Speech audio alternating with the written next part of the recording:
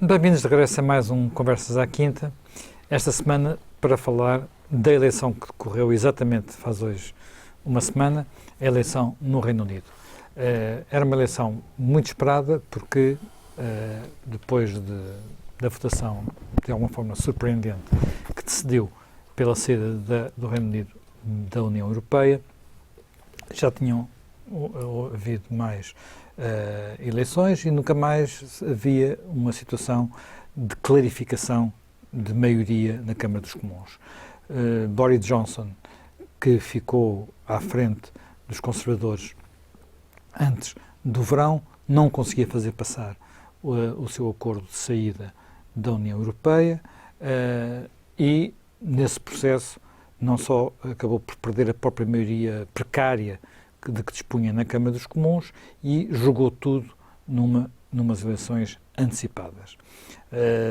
Desde que ele chegou à liderança dos conservadores, que se percebeu que ele tinha a noção de que com aquele Parlamento dificilmente seria possível levar por diante o Brexit e, de alguma forma, o governo e a estratégia que seguiu foi para conseguir, primeiro, aquilo que muitos consideravam impossível, renegociar o acordo que tinha sido firmado entre o governo de Theresa May e a União Europeia, tentar que esse acordo fosse aprovado ainda até 31 de outubro, uma vez que isso não foi possível, forçar a eleição, o que acabou por acontecer.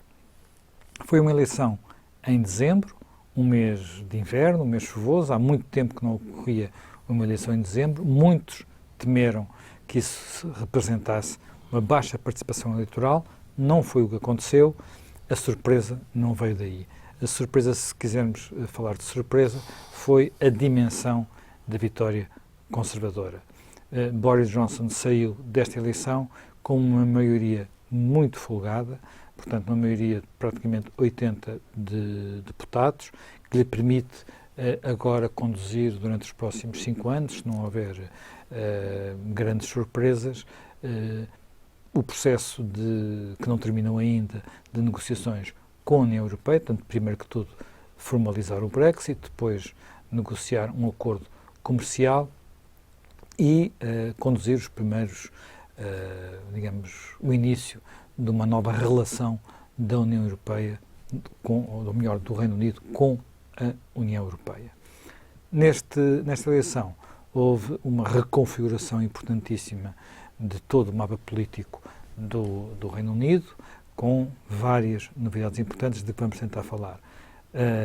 Primeiro que tudo, o que se passou no conjunto do Parlamento, com a vitória conservadora e o pior resultado trabalhista desde 1935, o que se passou na Escócia, onde foi a única zona onde podemos dizer que Boris Johnson teve um contratempo, porque os conservadores perderam deputados e o Partido Independentista não ganhou tantos deputados como tinha ganho já em eleições anteriores, mas reforçou a sua posição e pela primeira vez na Irlanda do Norte os partidos que defendem a união com a República da Irlanda elegeram mais um deputado que os partidos que defendem a manutenção da Irlanda do Norte dentro do Reino Unido. Portanto, há aqui um novo conjunto de novidades, um conjunto de novidades políticas relevantes. Mas eu acho que o mais interessante de tudo, aquilo talvez por onde podemos começar, é pela novidade de Boris Johnson. Como é que Boris Johnson consegue aquilo que aparentemente parecia impossível? É que quando ele tomou conta do Partido Trabalhista, depois da admissão de Theresa May, o Partido Conservador, quero dizer, o Partido Conservador estava com 10%, 12% nas sondagens e agora de repente surge como o partido dominante da cena política do Reino Unido. Jaime Gama, Boris Johnson é quem? É um gênio político? É um populista? É um extraterrestre?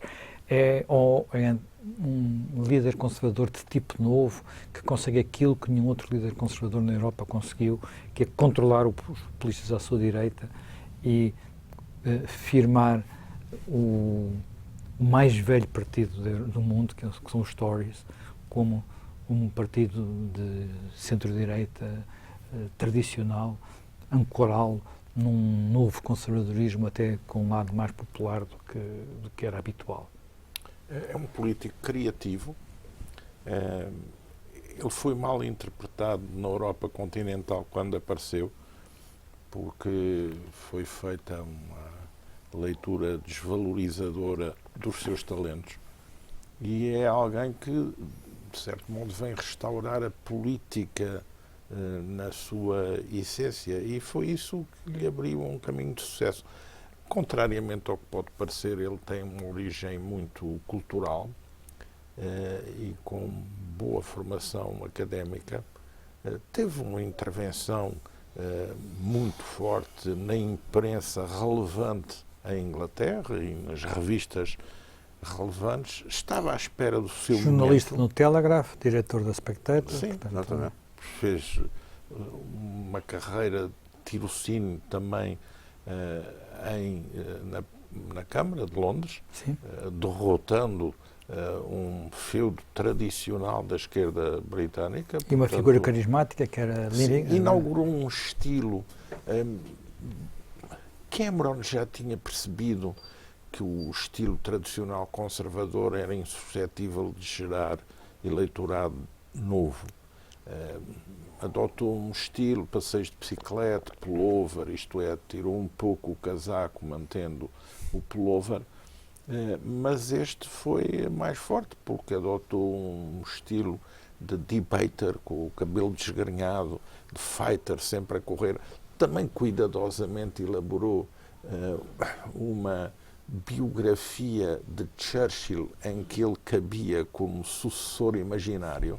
Ele tenta muito acomodar-se nessa dinâmica simbólica de Churchill e, portanto, teve este resultado. E quem é, vamos ver, quem é que ele derrota? De certa maneira, no campo conservador, ele derrota o estilo May, porque o estilo May era nem sim nem não. A senhora May era Remainer, era a favor da permanência do Reino Unido na União Europeia e acabou por conduzir um governo que, por virtude do referendo, era obrigado a cumprir um programa político contrário. Portanto, esse estilo fez o seu tempo. Depois, também, ele consegue eliminar Farage e tudo aquilo que resta do UKIP e do Brexit Party, isto é, movimentos conjunturais antissistema, e ele, pela sua clareza, let's get the Brexit done, vai aí buscar praticamente todo o eleitorado desse partido, que era um eleitorado conservador que se tinha deslocado para essa área pelas hesitações do Partido Conservador. Ele consegue com isso, julgava-se que esses partidos conseguiam ir buscar um eleitorado a que os partidos conservadores não chegavam, que era um eleitorado popular no norte e centro da Inglaterra. Ele provou que era possível o Partido Conservador e chegar a esse eleitorado. O Farage também desistiu numa série de coisas. Sim, desistiu, mas não desistiu nesses círculos, é curioso. Nos círculos não desistiu nesses círculos. Lançava sempre a dúvida de que Boris Johnson, no final, não era claro quanto à questão do último adiamento nas negociações. Mas aí eu acho também que Boris Johnson tem uma linha de ruptura com a senhora Thatcher, na medida em que ele não é um liberal absoluto. Ele tem uma componente de conservador social em que admite políticas dinâmicas na área até da mobilização de recursos públicos. Portanto, não estamos perante o regresso ao thatcherismo. Estamos perante um modelo que eu acho que tem sido ensaiado em outros países europeus e que às vezes não é compreendido. Há uma opção que foi tomada, que foi discutida no manifesto dos conservadores, que era a questão de saber se a opção era baixar impostos para abaixo dos 80 mil libras ou mais recursos para o Serviço Nacional de Saúde. e a opção foi mais recursos para o Serviço Nacional de Saúde. Portanto, digamos que Thatcher faria ao contrário, não é? Sim, sim. Portanto, nós estamos aqui perante um criativo político que inovou no seu campo político e que, mantendo uma linha perfeitamente compatível com o que é a lógica e o funcionamento de uma democracia clássica de estilo britânico, é capaz de ir buscar uma agenda social para acoplar numa política conservadora. Portanto, há aqui várias rupturas com o populismo Farage, com o que era a hesitação de May e com o que era também o ultraliberalismo de Thatcher num período datado. Exatamente. Portanto, isso é um novo produto e é isso que está por detrás desta landslide victory. Já, uma das coisas interessantes era que a Inglaterra, ou o Reino Unido, mas talvez mais a Inglaterra do que o Reino Unido, tinha uma característica, algo que caracterizava, até sociologicamente, é um país onde a mobilidade social, talvez o ascensor social funcionasse pior do que noutros países. Era muito claras as clivagens e, portanto, algo que vem... E essas clivagens estavam até muito associadas a divisões muito antigas. Quer dizer, nós vemos filmes, até, por exemplo, sei lá, A Favorita, um filme recente, em que vemos os Ubigos e os Tories discutindo no início do século XVIII com a Rainha Ana, e vemos que uns eram os tradicionalistas latifundiários, os outros representantes da burguesia urbana, e, portanto, aqueles são partidos muito classistas, e os Tories sempre foram o partido das classes altas, em tempos, enfim, da Igreja Anglicana, hoje menos isso, e, de repente, os Tories entram em classes onde nunca tinham entrado, designadamente com aquilo que se chama a queda do Muro Vermelho. O Muro Vermelho eram, digamos, todos aqueles distritos eleitorais do Norte e Centro que tinham uma base operária, popular muito forte. Isso como é que se, como é que se pode explicar? Exatamente. Eu acho que esse ponto de facto, a Inglaterra, nesse aspecto, era talvez o ponto, aliás, a gente vê isso muito bem em toda a grande literatura inglesa tem esses retratos todos, não é? De uma certa... Embora haja também uma espécie de compassionate conservatism que aparece, por exemplo, no Dickens, etc. Mas a estrutura, quer dizer, normalmente da classe social, o voto está muito condicionado pela classe social. Quer dizer, a classe operária votava trabalhista, os liberais é uma coisa que depois, numa altura assim, vai eclipsando. E, digamos, as famílias mais tradicionais, enfim, quer da aristocracia, mas também daquela classe média mais acomodada, votavam conservador. Zonas, o sul perfeitamente definido, muito conservador, a partir da medida que se caminhava para o norte, antes da Escócia, dos tais feudos trabalhistas, das zonas industriais, etc. Tudo isso. Eu acho que aqui há um fator que, aliás, está a funcionar um bocadinho por todo o mundo, que é, aliás, e estava-se aqui a falar da questão do programa conservador. O programa conservador, no fundo, diz: vamos resolver a questão do Brexit, vamos recuperar a independência da Inglaterra, não é? E depois vamos tratar de quê? Quais são as prioridades? Lá está, Serviço Nacional de Saúde, escola pública, e lei e ordem. No fundo, são os, digamos, essa mistura. 50 mil enfermeiros, essa acho que é o número, portanto, e não sei quantos, 20 mil polícias, só vou. Quebrando completamente, aliás, eu acho que faz todo sentido, porque é preciso também perceber que o reaganismo e o thatcherismo apareceram numa época, eu acho que a gente esquece muitas vezes que as políticas, quer à esquerda, quer à direita, são normalmente respostas a outras políticas, a outros excessos, quer dizer, de facto, quando apareceram os programas ultraliberais, quer em impostos, quer na migração de capitais e tudo isso, que apareceram ali nos anos 80 com o Reagan e com a Thatcher, vínhamos de uma época em que exatamente era ao contrário. Sabe uma coisa curiosa aqui? Nós falamos do ultraliberalismo da senhora Thatcher, mas ao fim de 10 anos de Thatcher, o peso dos gastos sociais no PIB, digamos, no PIB britânico, manteve-se igual. Mas Deixou vezes, foi de crescer.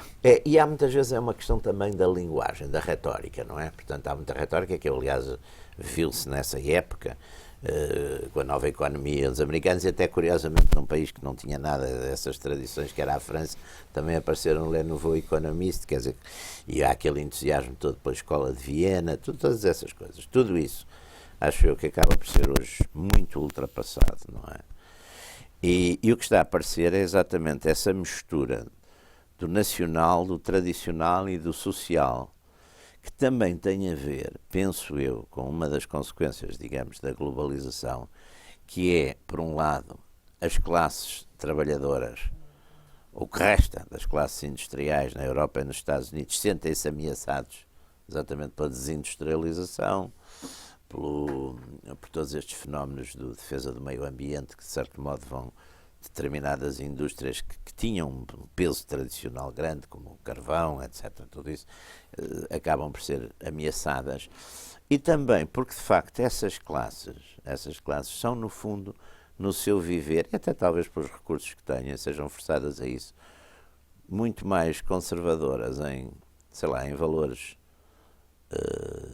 familiares, por exemplo, e em tradições. E, portanto, é essa força. Porque, quer dizer, a vitória do Boris Johnson, dos conservadores, nessas áreas tem sobretudo a ver com aquela promessa firme de que vai fazer o Brexit, não é? E, portanto, essas classes... Sim, foram zonas, estamos a falar de zonas que votaram maioritariamente Brexit, zonas de pessoas que se sentem, digamos, órfãos da globalização, ameaçadas pela globalização, portanto são... Exatamente. E eu acho que é esse fenómeno que está a marcar aquilo que, com diferentes modalidades, e até às vezes por um fenómeno muito curioso, porque eu tenho observado isso, muitas vezes as direitas em cada país olham para as direitas do outro pelos olhos ou pela percepção que lhe é dada, por exemplo, pela imprensa ou pela esquerda, e, portanto, dizem, não se conhecem.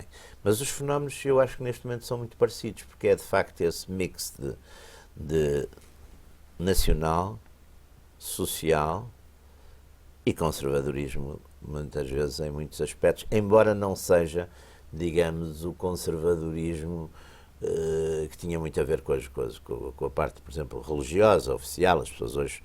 Enfim, há uma certa descristianização da Europa, mas esses valores, digamos, cristãos ou sob várias formas, mantêm-se e, portanto, essa configuração nova, e isso é que talvez é uma certa genialidade do Boris Johnson, é conseguir fazer essa síntese, essa nova síntese, que outros políticos não quiseram fazer porque tiveram medo ou porque não foram capazes, não é? De facto, era um ponto que o Jaime Gamaliel há bocadinho dizia, quer dizer, a força, aliás, não é? O Hegel tinha muito isso, quer dizer, o herói é exatamente aquele herói político, normalmente, e o modelo era o Napoleão, é aquele que percebe o que é que do passado está passado e acabado, e de que é que aquilo do que é novo se tem que agarrar, pá. E o Johnson nisso, até com aquele ar às vezes um bocadinho clownesco, não é? Porque também é aquela ideia, nós temos que ser parecidos com os nossos eleitores, quer dizer, não podemos aparecer de facto de chapéu alto e casaca, quer dizer, ninguém já... Johnson é o político com quem se pode tomar um copo num bar. É uma expressão que às vezes se diz. Exatamente, pode-se tomar um copo de bar, mas ou naturalmente mesmo quando... 2 ou 3. Pois, mas quando for falar com a rainha, com certeza também sabe estar quando vai conversar com a rainha, quer dizer, portanto, é esse tipo de sucesso que ele tem, é um bocado tem isso, e com convicções também. Bem, nós temos pouco tempo de intervalo, mas mesmo assim temos que começar a entrar na outra metade Mas do que aconteceu. Eu gostava do Johnson só de acrescentar o seguinte: ele foi claro na questão do Brexit, vamos mesmo sair, mas também deixou a noção de que não era favorável a uma saída sem acordo. Sim, sem acordo, exatamente. E depois deu-lhe uma componente de interesse nacional forte, com a ideia da Grã-Bretanha global, podendo vir a ter um papel como que se liberta da União Europeia, Sim. ela pudesse recuperar uma presença na vida internacional, fazendo um acordo de comércio com os Estados Unidos, também com a Europa, semelhante ao que a Europa fez com o Canadá, porventura aderindo ao Trans-Pacific Partnership. Portanto, recuperar uma dimensão internacional a uma Inglaterra espartilhada por um governo Juncker, que é uma coisa que para os ingleses não faz sentido visual. Portanto, ele trouxe também essa componente do national interest e isso deu ao Brexit a noção de que não iam para um caminho sem futuro, mas que podiam recuperar alguma dinâmica internacional e que isso era uma vantagem para a Inglaterra. E tem viabilidade essa... No princípio vai haver turbulência e isso é o grande problema com que Johnson depara. Johnson depara com 3 problemas. A turbulência da saída, que pode vir a recuperar mais à frente, porque a situação económica da Inglaterra é boa. Depois, o problema da Escócia e o problema da Irlanda do Norte, que estão inteiramente armadilhados nesta agenda política.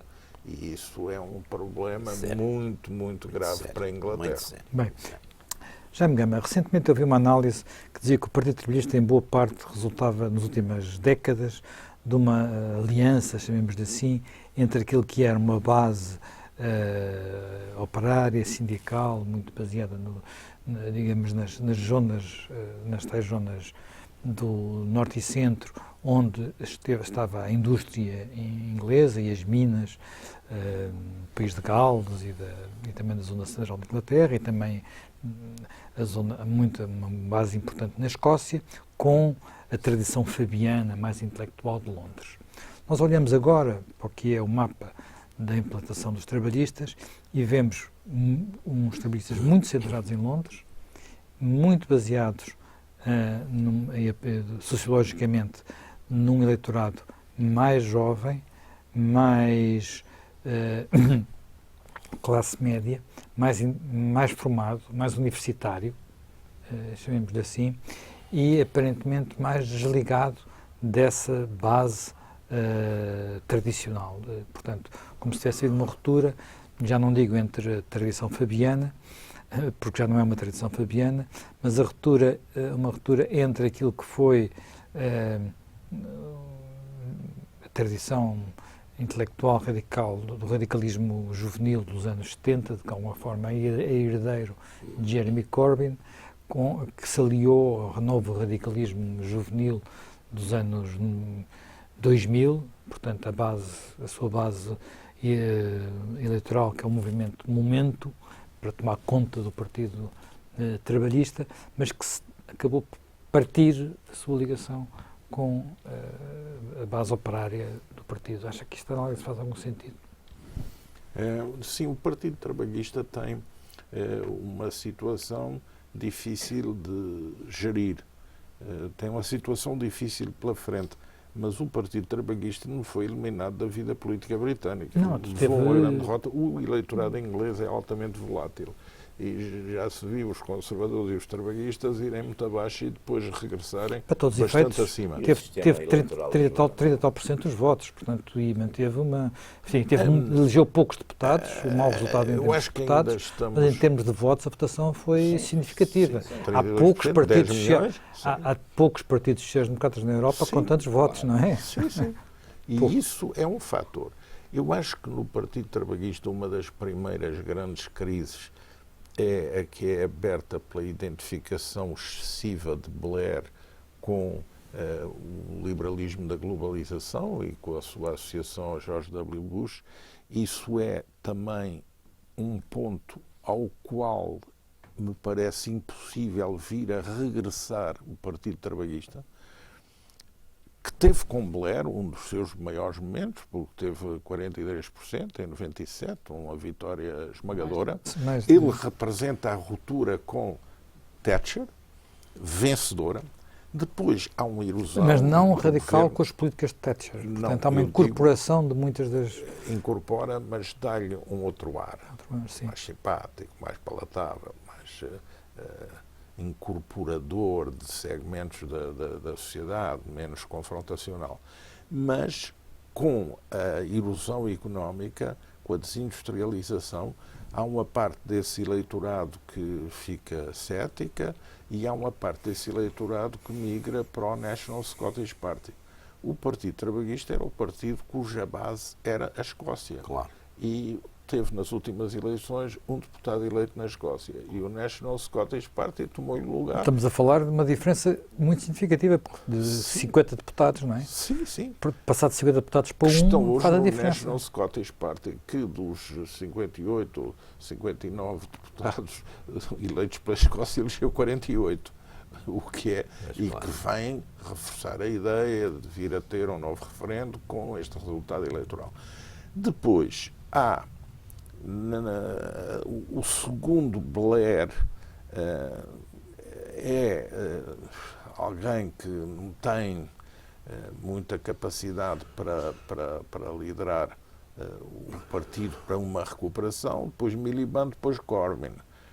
Corbyn vem do que há de mais radical à esquerda dentro do Miliband trabalhismo. já era meio caminho Era andado. para não é? isso, sim, mas ainda não era bem isso. Eram dois irmãos, mas este irmão era meio caminho andado. O outro era um blairista, era a terceira via. Mas Corbyn vem das franjas quase do grupo militant trotskista e, portanto, é alguém que votou sempre no Parlamento contra as medidas principais de Blair, mas reduzindo o seu campo, porque ele perde porque é muito ambíguo sobre a posição europeia, nunca se percebe. Ele, no fundo, é contra a presença do Reino Unido na União Europeia e refugia-se na ideia de defender que é a favor da participação na União Aduaneira e depois vai para a eleição dizendo que é neutro quanto ao Brexit. No ponto que era mais importante na eleição. Basicamente, para tentar salvar o eleitorado de um lado e do outro. Ele sabe que não podia aplicar o programa económico que ele queria com as regras da União Europeia. Enfim, não pode fazer as nacionalizações que ele queria fazer. Ele foi ambíguo sobre a questão europeia e o programa que ele apresenta é um programa muito radical. Agora, tem que se reconhecer uma coisa em Corbyn, é que ele fixa o Partido Trabalhista em termos de militância e de adeptos, porque reforça um partido que se está a esvaziar em número de membros. E isso é um facto. A política está tonta. Ele, aliás, tem uma explicação para o resultado eleitoral que é um pouco errática. Diz: ganhamos os debates, mas perdemos os votos. Isto é o mérito intelectual das nossas propostas, mas não foi correspondido pelo básicos, porque a imprensa tabloide nos impede de ter o acesso ao povo. São justificações um pouco tontas. E por isso é que eu acho que com 32% e com 10 milhões o Partido Trabalhista tem pela frente não um regresso a Blair. Isso não é viável. Mas também não uma repetição de Corbyn. Porque também ficou demonstrado aos trabalhistas que o caminho de Corbyn é demasiado restritivo para poder estabelecer uma ponte com toda a sociedade britânica. Claro. A questão é de saber agora se a demissão de Corbyn e a escolha de um novo líder vai gerar um líder intermédio fraco, vai gerar um Corbyn menos, isto é, um líder corbynista mais radical do que Corbyn, ou vai gerar alguém que habilidosamente consiga fazer sair do gueto em que se encontra o Partido Trabalhista essa massa de eleitores que também precisa de uma representação política. O Partido Trabalhista não foi eliminado da vida política britânica como foi praticamente o Partido Liberal e o Brexit. E, portanto, está aí. E com o sistema eleitoral britânico de círculos unipessoais, portanto... Teve mais de 10% dos votos, não foi totalmente eliminado. Perdeu foi um problema de representação. O Corbyn disse, eu herdei isto com 30%, cheguei aos 38% e agora deixo nos 32%, quer dizer, deixo um bocadinho acima do que recebi e um bocado abaixo daquilo que fiz no meu melhor. Fez esse salto para justificar também a sua liderança. De qualquer forma, é muito interessante ver o que se vai passar no Partido Trabalhista inglês e o que vão ser as discussões programáticas e tudo isso. E na Inglaterra, na verdade, a política tem um lugar central. E a forma como a política é vivida, quer pelos políticos, quer pela opinião pública, leva a uma imprevisibilidade que, com forte participação eleitoral, demonstra como os britânicos são vivos e despertos para o fenómeno político. Exatamente. Até porque mudam de voto, Exatamente. consoante aquilo que acham mais ajustado. E isso obriga também as forças políticas a acertar os seus programas com, digamos, um público politicamente exigente. E muito vivo o debate. Já me repito, já não temos muito tempo e acho que é importante falarmos um pouco do que se vai passar em duas regiões cruciais, a Irlanda do Norte e a Escócia. A Irlanda do Norte tem uma situação nova, que de alguma forma vinha a ser preparada, entre aspas, até pelo acordo feito por Boris Johnson, que já colocava a Irlanda do Norte um bocadinho à margem do resto do Reino Unido, com um acordo que quase cria uma fronteira no mar da Irlanda, e fica-se com a sensação de que para grande parte do resto do Reino Unido, se a Irlanda do Norte sair é quase um alívio, não é uma coisa que os deixe particularmente incomodados. Sim. Completamente diferente da situação da Escócia. Não é? Da Escócia. Como é que olha para esta? A Escócia é uma coisa muito curiosa. Eu gosto de olhar um bocadinho nestas coisas sempre para a percepção literária, porque eu acho que normalmente a literatura é importante. A Escócia, de certo modo, é uma coisa um bocadinho inventada no nosso imaginário, o resto, pelo Walter Scott. Exatamente. Walter Scott é, de facto, o grande recriador e o grande reinventor da Escócia.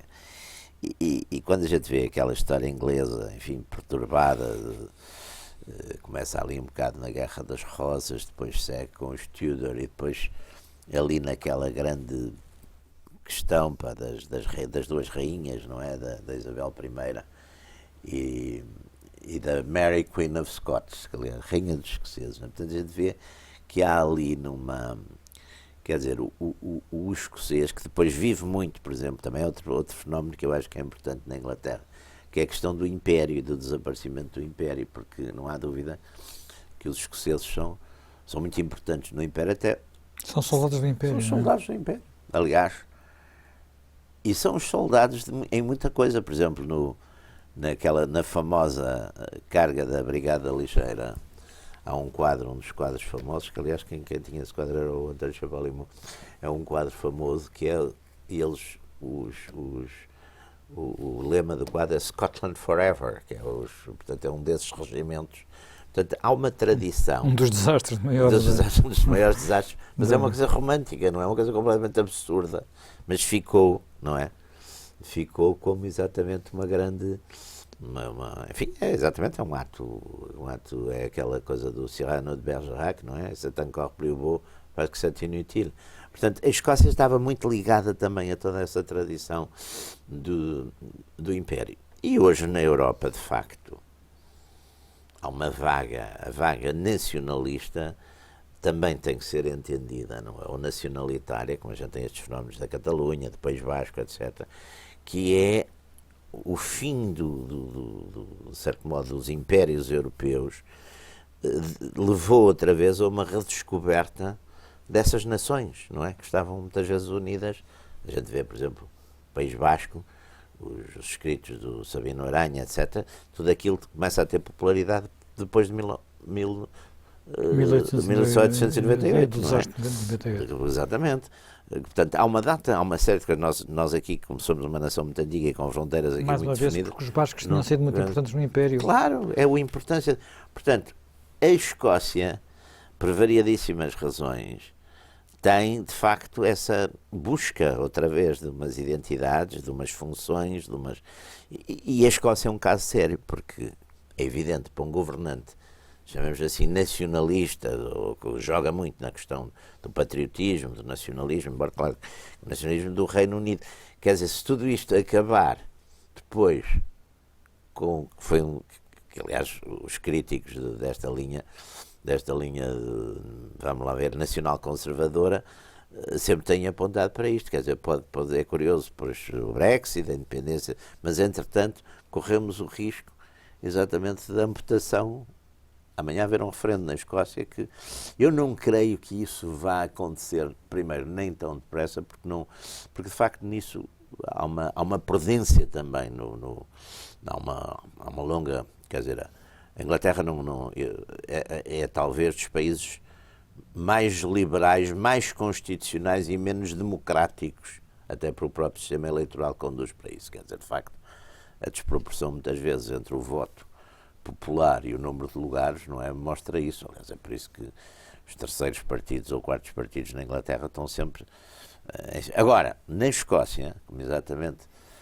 Aliás, a desproporção na representação a favor do SNP é gigante, não é? Claro. O SNP tem, em termos nacionais, uma representação... Enfim, é um partido que tem, não sei, 2, 3% dos votos, tem 50 e tal deputados. Claro. Os liberais, que têm 13%, têm 10 deputados. Claro, não é? portanto, toda essa, exatamente, se eu concentrar, não é? Porque lá está, na Inglaterra, o sistema é assim, se eu ganhar por pouco em muitos sítios, não é? E se perder, e nos sítios onde controlo, quer dizer, tenho grandes maiorias, mas depois não quer dizer, pode-se dar exatamente, e já se deu, pelo menos em duas, na história constitucional, na história eleitoral inglesa, pelo menos no século XX, há duas ou três vezes, que partidos têm mais votação nacional e perdem exatamente assim.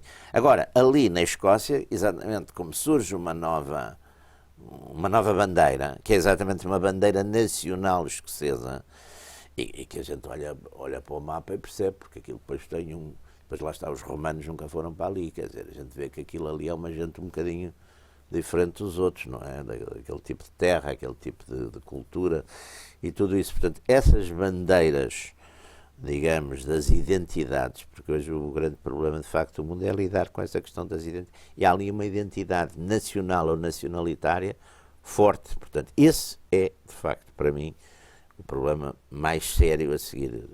Já se viu que o Brexit vai acontecer ali, vai acontecer também, não vai ser também uma catástrofe, tudo zangado e filas de não sei o quê para entrarem em sítios que já não podem entrar e tudo, não vai ser nada disso.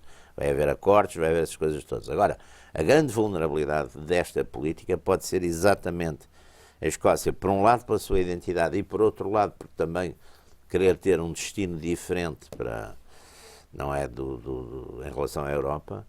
Pode, de facto, haver ali um movimento secessionista. A Escócia, de facto, é um problema, mas a Escócia tem, parece muito forte hoje, não é? Com a votação que teve o SNP, só que a agenda escocesa tem pela frente alguns problemas. Primeiro, a riqueza da Escócia. Eu lembro-me de uma vez estar na Escócia e ver uma campanha, ainda na altura o SNP praticamente não existia, ainda era o domínio do Partido Trabalhista, mas havia uma campanha eleitoral e basicamente o SNP dizia: se fôssemos um país independente, seríamos o terceiro ou quarto mais rico do mundo, baseado na ideia do petróleo do Mar do Norte. Copiar a Noruega. Só que o petróleo do Mar do Norte é uma coisa que tem tendência para desaparecer, não é? Portanto, isso era válido. O petróleo na economia, a economia diminui também. Pronto, digamos, uma economia baseada no petróleo, eles não podem já copiar o modelo da Noruega, por assim dizer, ou têm pouco tempo para o fazer. Por outro lado, a ideia de que a União Europeia os receberia de braços abertos, tendo na União Europeia países como a Espanha, com problemas da Catalunha, também não é uma coisa fácil de resolver. Portanto, a Escócia não tem uma espécie de carpete vermelho à sua frente. Não. Aliás, Boris Johnson sobre isso foi claro, não haverá referendo, porque é interessante ver que no sistema político inglês... A promessa era um referendo para uma geração. Não é criminalizada a ideia de um referendo de separação. Cameron fez isso em relação à Escócia, e é um referendo que foi só feito na Escócia, não foi feito em todo o Reino Unido. Foi feito com acordo e foi feito com um compromisso de que era um referendo para uma geração. Sim, sim. Portanto, o que os escoceses estão agora a dizer é que agora querem outro. E o Labour Party pagou também um preço porque Gordon Brown tomou nesse referendo uma posição pró-unionista muito forte. Isso também foi ali um fator interessante. Um discurso memorável, de resto. Sim, um discurso que fica na história da oratória sacra da política. E muito, muito bem feito, mas que foi desastroso para o Partido Trabalhista nos seus interesses políticos. E quase todas Agora, as coisas memoráveis, não é? a verdade é que também muitas vezes esses fenómenos criam raízes pela componente cultural e educacional e transportam valores para as gerações que se vão sucedendo. Portanto, vamos agora ver qual vai ser a absorção dessa temática na nova composição política da Escócia e como é que a Escócia tem capacidade, através do Partido Nacionalista Escocês, de gerir os seus interesses em Londres, e em Westminster, neste caso. Portanto, é um dos pontos em aberto. Em Gales, há uma posição trabalhista que não me parece vá fazer radicalizar o nacionalismo galês. Mas na Irlanda, também, curiosamente. na Irlanda do Norte há essa situação nova, é que os unionistas deixaram de alinhar com os conservadores de Boris Johnson, porque afinal também aí Boris Johnson cedeu alguma coisa na negociação europeia, a fronteira não fica na Irlanda do Norte versus Irlanda, fica no mar entre a Ilha Maior e essa ponta norte da ilha mais pequena. Portanto, há uma fronteira marítima. É, aliás, um ponto em que Boris Johnson tem que andar depressa em adaptar os portos que fazem a ligação e permitem o comércio entre o resto do Reino Unido e a Irlanda do Norte. Têm que ser modificados para enquadrar essa nova dimensão. Portanto, aí, em relação à Irlanda, as coisas também ficam menos previsíveis no sentido do interesse inglês. Se é que se sabe qual é o interesse inglês, porque há muitas dúvidas sobre se o interesse inglês é o de sustentar a 100% a posição dos unionistas ou se é o de ir gerindo essa situação por forma a que haja uma solução sendo que nós não temos de transição memória, mas pacífica. Muitos desses unionistas a sua origem não é inglesa, é escocesa. Claro, porque a migração foi veio da escocesa Escócia para a Irlanda do Norte. E já para a antiga Irlanda, quando a Irlanda toda era um domínio britânico. É outro problema complexo que se tem que observar.